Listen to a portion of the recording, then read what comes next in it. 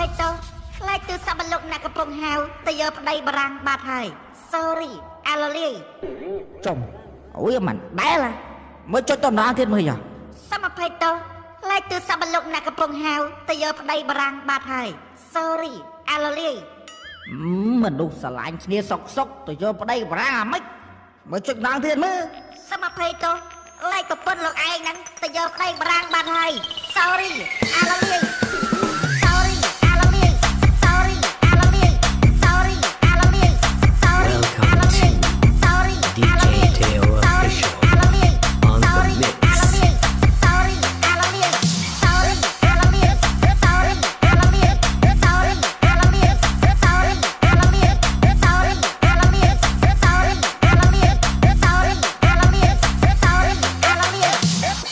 Ladies and gentlemen, please welcome Mr. Troll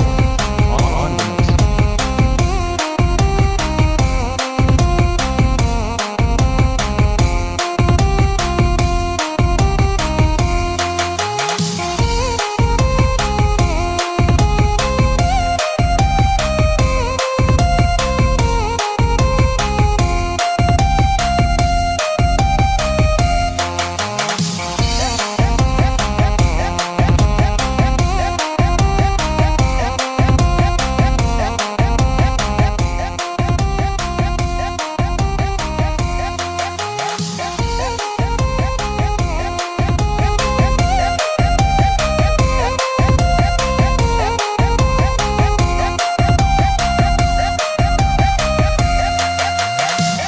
តំណាងទៀតមើល